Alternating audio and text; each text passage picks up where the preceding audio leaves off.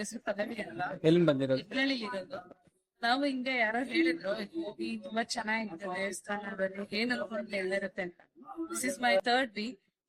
ಅನ್ಕೊಂಡಿದ್ ಆಗ್ತಾ ಇದೆ, ಬೇಡ್ಕೊಂಡಿದ್ದೆ ಕಡೆ ನೆರವೇರಲ್ಲ ಸರ್. ಸರ್ ದೈವ ಭಕ್ತಿ ಬೇಕು, ದೇವ್ರಿಲ್ಲ ಅಂದ್ರೆ ನಂಬಿಕೆ ಇಟ್ಕೊಂಡ್ ಮಾಡ್ಬೇಕು.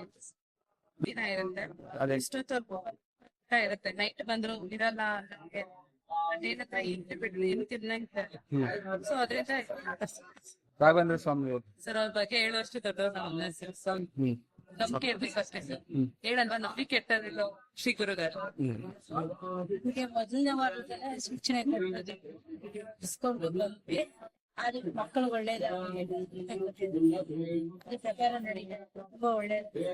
ನಂಬಿಕೆ ಮೈನ್ ಆಗಿ ನಂಬಿಕೆ ಇದ್ರೆ ಅಲ್ಲೇ ಹೋದ್ರು ನಂಬಿಕೆ ಇರ್ಬೇಕು. ನಂಬಿಕೆ ಇದ್ರೆ ಸೂಚನೆ ಕೊಟ್ಟಿದ್ದಾರೆ, ಮುಂದೆ ನಡೆಸ್ಕೊಡ್ತೀವಿ. ಬರುವಂತ ಭಕ್ತಾದಿಗಳಿಗೆ ಏನ್ ಹೇಳ್ತೀವಿ ಸರ್? ಬಂದು ಅವ್ರು ನಂಬಿ ಅವ್ರು ದೃಢ ಮನಸ್ಸಿನಿಂದ ಬೇಡ್ಕೊಂಡು ಹೋದ್ರೆ ಅವ್ರಿಗೆಲ್ಲ ಸಕ್ಸಸ್ ಆಗುತ್ತೆ. ಸರ್ ಮಕ್ಕಳ ಮದ್ವೆಗೋಸ್ಕರ ಬಂದಿದ್ದು ಇವರು ಸೂಚನೆ ಕೊಟ್ಟಿದ್ದಾರೆ, ಮಾಡ್ಬಿಡಿ. ಪರಿಹಾರ ಆಗಿದೆ. ಹಾ ಸರ್. ಓಕೆ. ನಾನು ಇವತ್ತೇ ಪ್ರಶ್ನೆ ಬಂದಿರೋದು, ಅಷ್ಟೊಂದು ಟೈಪ್ ಬಂದು ಕಾಯಿ ಕಟ್ಟೋದಿದೆ.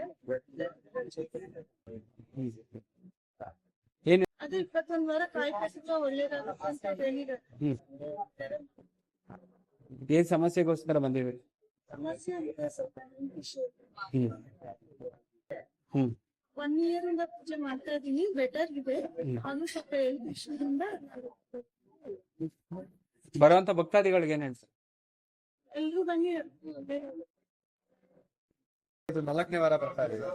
ಮಕ್ಕಳಿಗೆ ಸ್ವಲ್ಪ ತಲೆಯಲ್ಲಿ ಅಲರ್ಜಿ ಇತ್ತು, ಅದಕ್ಕೆ ಟ್ರೀಟ್ಮೆಂಟ್ ಸುಮಾರು ಕಡೆ ಖರ್ಚು ಮಾಡೋದು, ಎಲ್ಲರೂ ಸಾಲ್ವ್ ಆಗ್ತಾ ಇಲ್ಲ. ಈ ದೇವಸ್ಥಾನಕ್ಕೆ ಬಂದವ್ರನ್ನ ಮೊದಲು ಹಿಂಗ್ ಸಿಕ್ಕಿದೆ, ಈಗ ಟ್ರೀಟ್ಮೆಂಟ್ ತಗೊಳ್ತಾ ಇದೀವಿ, ಸಾಲ್ವ್ ಆಗ್ತಾ ಇದೆ. ಸೊ ಆ ನಂಬಿಕೆ ಮೇಲೆ ಬರ್ತಾ ಇದೀವಿ.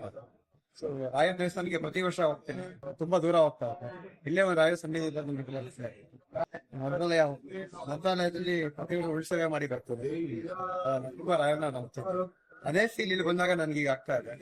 ಈಗ ಪ್ರತಿ ವಾರ ತಪ್ಪದೆ ಬರ್ತಾ ಇದೀನಿ.